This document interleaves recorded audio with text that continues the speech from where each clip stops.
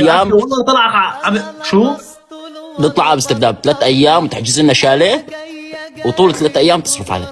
ما بدك طوبز لك؟ يا شلون 1500 و3 يعني رح خلينا نحكي كلام ما بينحكى وائل.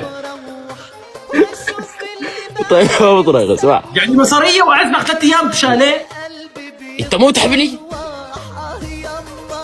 انت مو تحبني استوعب. خلاص تمام بيوصلوا خلاص. بس براس السنه وين رايح بطريقه؟ ما بدي اروح قاعد بالبيت. لا جد وين رايح؟ بدنا نروح نسوي لنا فعاليات يعني.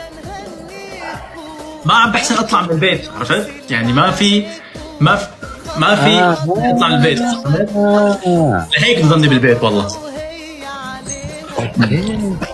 ايوه جيبوا لنا دومي، غيروا الموضوع. شعري ما عم بحلقه، يعني شعري ما عم دومي بحلقه. وينها الشباب؟ دومي وينها؟ لا مو وين دومي، وين دومي، خلينا عم نحكي عن دومي الموضوع. جيبوا لنا دومي، جيبوا لنا. الموضوع احلى، هذا موضوع مهم، هذا الموضوع مهم. عرفت ليه ما عم بس اطلع من البيت؟ عرفت ليه ما عم بشوفك؟ عرفت؟ شوف الجاكيت صار لابسه 5 بسوس ورا بعض، 5 بسوس. الله لا يسامحك، 5 بسوس. خلاص ابشر ابو والله بيوصل. خلاص عم قول لك والله بيوصل. خلاص انا كنت 10,000 واحد فضحتني فضحتني يا زلمه. الا عنه لا ما عم تجي. لا تتدين من صاحبك مصاحب. ايه والله، ايه والله.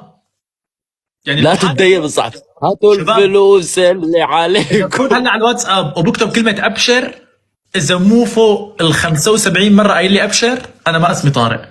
ولا والحقير شو بيقول لي؟ هات البيبال، هات البيبال تبعك. انه لما يقول لي هات البيبال انه هو خلص بده يحوله، انا هيك بقول بقعد يلا.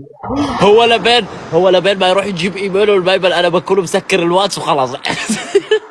المشكلة بدق له مثلا بس ايه وائل يا حبي، بس مشان بعثت له انا البيبال. طارق انا بمشكلة شوي بحاكيك، يلا عم عرض المشاكل، يلا عم عرض من شباب من 5 ايام. هو ما فتح بس مو لانه هو عم يتهرب مني، ما عم يرد انه